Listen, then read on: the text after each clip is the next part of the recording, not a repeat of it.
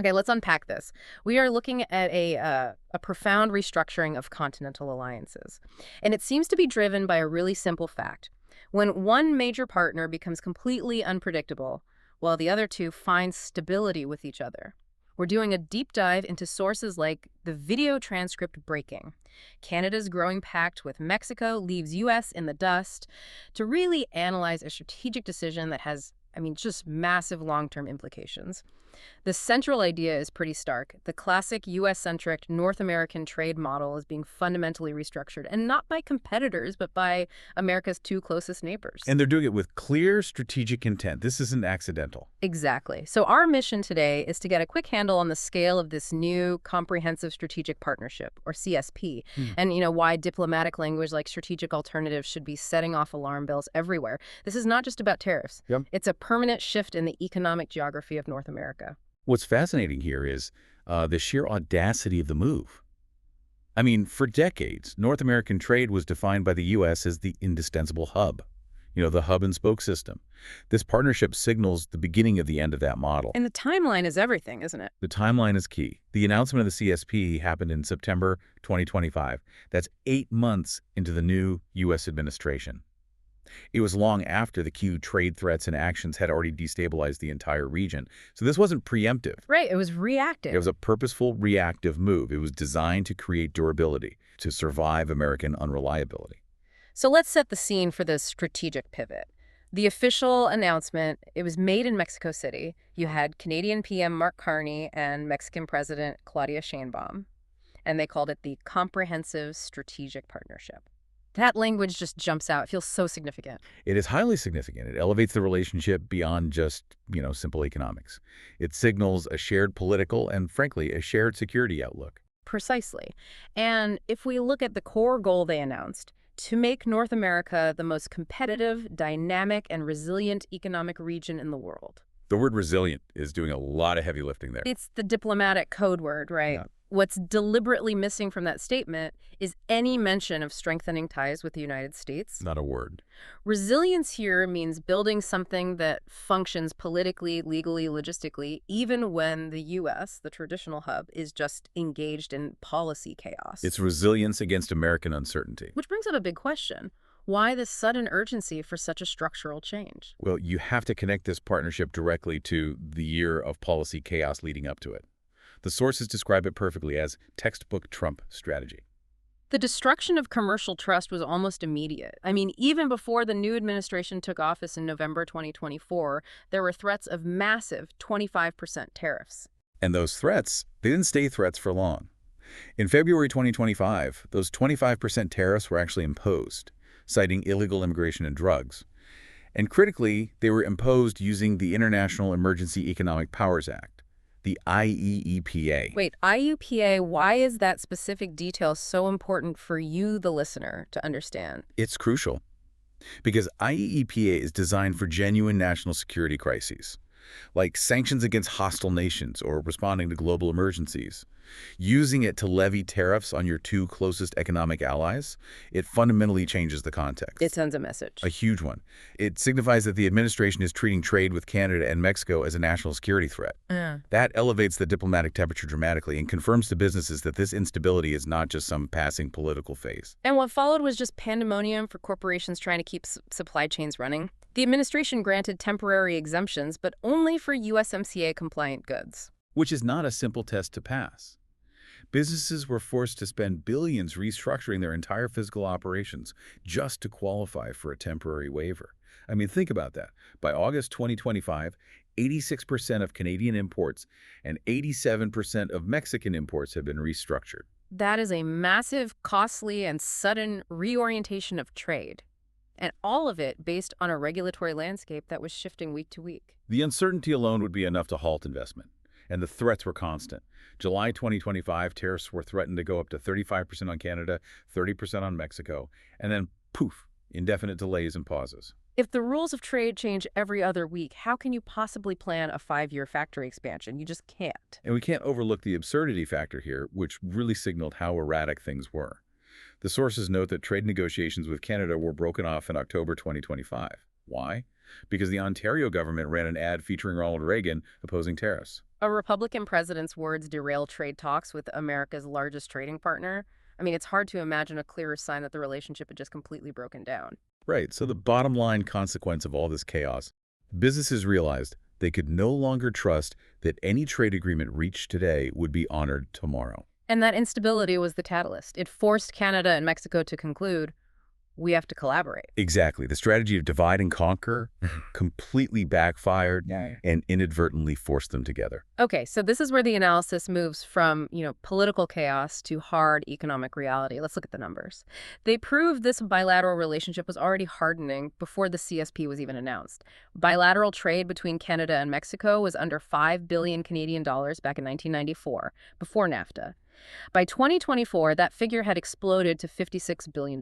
That's a 12-fold increase. This is not marginal activity. This is deep commercial integration. And it's not just goods crossing a border. You have to look at the investment figures. Canadian direct investment in Mexico hit over $46 billion in 2024. That money is sunk into long-term capacity. For example, Canada is the largest foreign investor in Mexico's mining sector. That's a strategic industry with timelines measured in decades. You don't just pull $46 billion out because a trade agreement gets a little shaky. That's the key distinction, right? It's not about volume anymore. It's about integration. So which sectors are seeing this really deep, necessary integration? It's the advanced stuff. Highly advanced manufacturing, clean technology, IT, think shared electric vehicle, battery components, cross-border financial tech, joint research and agri-tech. These sophisticated relationships, they require institutional cooperation, deep regulatory alignment, and trust. The very things that U.S. policy was systematically destroying. Exactly. So if the U.S. assumed its markets were indispensable, the rising sophistication of Canada-Mexico trade proves that assumption was catastrophically wrong. So what does strategic decoupling look like in practice, if it's not just about tariffs? It means building redundant supply chains. Supply chains that can bypass American infrastructure and production entirely. And they're specifically exploring joint ventures aimed at Latin American and Asian markets. They are making themselves indispensable to each other, which reduces their need for the American hub. Okay, let's look at the concrete evidence of this strategic shift. The plans Canada is mounting for early 2026. This detail is stunning. Canada is sending potentially the biggest trade mission it has ever mounted to any country in Canadian history to Mexico in February 2026. That scale tells you everything you need to know about the current business mentality. Canadian businesses are, frankly, desperate for alternatives. They're actively seeking to reduce their market exposure to unpredictable American policy. The demand is so overwhelming that organizers are struggling with the logistics. And the focus of this mission is entirely strategic. Advanced manufacturing, clean tech, IT, agriculture. The goal here is clearly to embed Canadian businesses so deeply into the Mexican economy that it creates hundreds of commercial facts on the ground that are difficult, if not impossible, to undo. And the motive was stated plainly by the Canadian ambassador. The pressure from Trump's tariffs created, and this is a quote, "Never been a better opportunity and more motivation for Canadian businesses to think about expanding and looking at whether Mexico is a good market for them." So the pressure that was intended to force submission is now creating the very alternatives he didn't want. The exact opposite of the intended effect. This strategic deployment is fundamentally reshaping supply chain architecture. And that brings us to the crucial port strategy highlighted in the sources.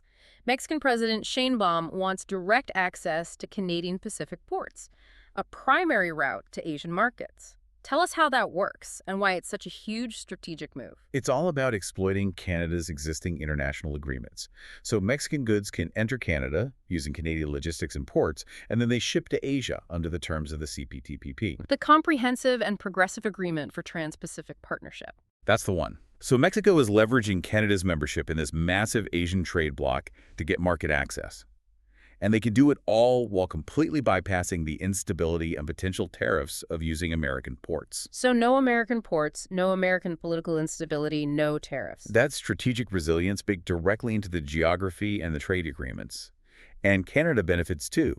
They get the logistical revenue and can use Mexico's extensive network of regional trade agreements to serve the huge Latin American market. And the auto sector is probably the clearest illustration of this new diversified architecture. It is. Think of a car assembled in Mexico. It's using more and more Canadian components, maybe battery casings or sophisticated electronics. It complies with USMCA rules, so it has 75% North American content. But instead of being forced only toward the U.S. market, that vehicle can now be sold in three distinct diversified markets. The US, Latin America using Mexico's deals, or Asia using that Canadian port route. Exactly. That is true diversification. It means if one market, say the U.S., suddenly slams the door with tariffs, the production line doesn't just halt. The company reroutes the product to Latin America or Asia. That level of flexibility makes the US market less essential. And we have to emphasize that these are not temporary fixes. Investments in deep water ports, new rail links, corporate relationships, these are structural changes that will persist for generations. A company doesn't just abandon a reliable supply chain they built in Mexico once an American administration changes. This structural damage to American centrality, it's going to be irreversible. So what does this all mean for the USMCA review? The timing of this massive February 2026 trade mission seems like genius. It happens just months before the mandatory review in July 2026. Well, Trump's political playbook was always divide and conquer. Seek separate bilateral deals to maximize leverage over smaller partners. Canada and Mexico's counter-strategy is to arrive at that negotiating table as unified partners, not as supplicants. And by July, they won't just be armed with talking points. They'll have hundreds of new commercial facts established on the ground, new contracts, new infrastructure, and new political constituencies in both countries who want this bilateral cooperation to deepen, not retreat. The leverage shift is massive. Yeah. Canada and Mexico can credibly threaten to simply deepen their bilateral cooperation if the U.S. tries to dismantle USMCA. And the arithmetic is simple. The U.S. needs USMCA.